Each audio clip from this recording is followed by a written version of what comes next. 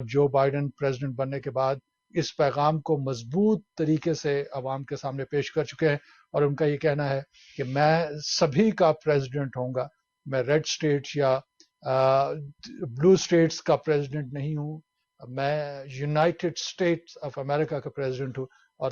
تمام لوگوں کو ریپرزینٹ کرتا ہوں، ان لوگوں کو بھی ریپرزینٹ کرتا ہوں جنہوں نے مجھے ووٹ نہیں دیے تھے۔ اب ان کے ایجنڈے پہ جو چیزیں ہیں اس میں ہمارے لیے جو سب سے امپورٹنٹ چیز نظر آتی ہے وہ امیگریشن کا ایشو ہے۔ آج یہ توقع کی جا رہی تھی، اور ابھی تک میرے سامنے یہ نیوز نہیں ہے،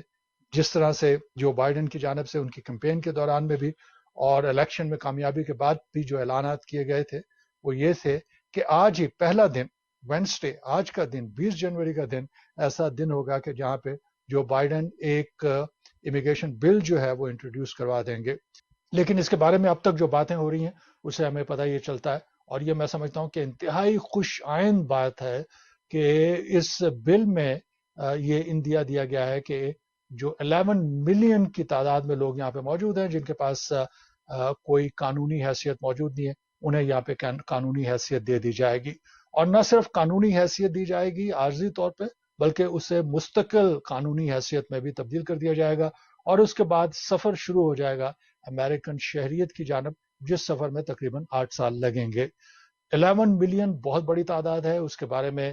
بہت سے لوگ ابھی سے ریپبلکن پارٹی کی جانب سے شور مچانا انہوں نے شروع کر دیا، ان کا کہنا ہے کہ یہ ایمنیسٹی ہے اور ایمنیسٹی جو ہے وہ قابل قبول نہیں ہے، وغیرہ وغیرہ۔ جو نام بھی دینا چاہیں آپ اسے نام دے سکتے ہیں، لیکن حقائق اپنی جگہ پہ موجود ہیں۔ یہ حقیقت ہے کہ اس ملک میں جن لوگوں کے پاس غیر قانونی حیثیت ہے، جن لوگوں کو قانونی حیثیت نہیں دی گئی تھی، اور یہ لوگ ایسے تھے کہ جن میں سے بہت سے لوگ یہاں پہ قانونی طور پہ آئے تھے، اور ہمارا سسٹم جو امیگریشن کا سسٹم جو ہے وہ اس طرح سے بکھر چکا ہے اور ٹوٹ چکا ہے کہ ان کے لیے قانونی حیثیت اختیار کرنا جو ہے وہ مشکل ہو گیا تھا، جس کی وجہ سے یہ لوگ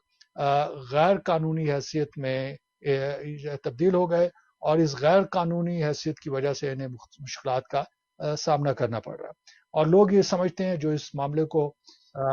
دیکھتے رہے، وہ یہ ہے، انالیسز یہ ہے کہ ان لوگوں کو قانونی حیثیت دینا بہت ضروری ہے، کیونکہ حقائق اس بات کو پیش کرتے ہیں کہ ان لوگوں کے لیے ہیومینیٹیرین کرائسس ہے۔ اگر امریکہ کو ہم کامیابی سے آگے بڑھانا چاہتے ہیں تو اس دیرینہ مسئلے کو حل کرنا پڑے گا، اور یہ دیرینہ مسئلہ صرف اس وقت صورت میں حل ہو سکتا ہے جس وقت اس کے بارے میں بائی پارٹیزن سپورٹ نظر آئے گی۔ اگر ریپبلکن پارٹی کے لوگ بھی اسے سپورٹ کرتے ہیں تو پھر یقیناً یہ بل جو ہے وہ کامیابی سے ہمکنار ہو سکتا ہے۔ اس کے علاوہ اسی بل میں پولیٹیکل اسائلم کے حوالے سے بات کی گئی ہے، اس میں دوسرے کنٹریز کے ساتھ امیگریشن کے تعلقات بڑھانے کی بات کی گئی ہے، اسی امیگریشن بل میں ڈیپورٹیشن کو روکنے اور غیر منفی رویوں سے اسے آگے بڑھانے کی جو کوششیں کی جاتی رہی ہیں ٹرمپ ایڈمنسٹریشن کے دوران میں، اسے ختم کرنے کی بات کی جا رہی ہے۔ تو اس میں بہت سی ایسی پازیٹیو چیزیں موجود ہیں کہ اگر جن کو کامیاب ہو جاتی ہیں اور یہ بل جو ہے قانون کی صورت اختیار کر لیتا ہے تو پھر ہمیں ایسا نظر آتا ہے کہ امیگریشن کے بہت سے مسائل حل ہو جائیں گے۔ میں یہ نہیں کہنا چاہتا، اور نہ مجھے اس بات کی امید ہے، اور نہ ہی کوئی ایک ایڈمنسٹریشن تمام امیگریشن کے مسائل کو حل کر سکتی، لیکن کم از کم اس امیگریشن بل میں جو چیزیں شامل کی جائیں گی ان سے بہت سی اکثریت جو مسائل ہیں وہ حل ہو جائیں گے۔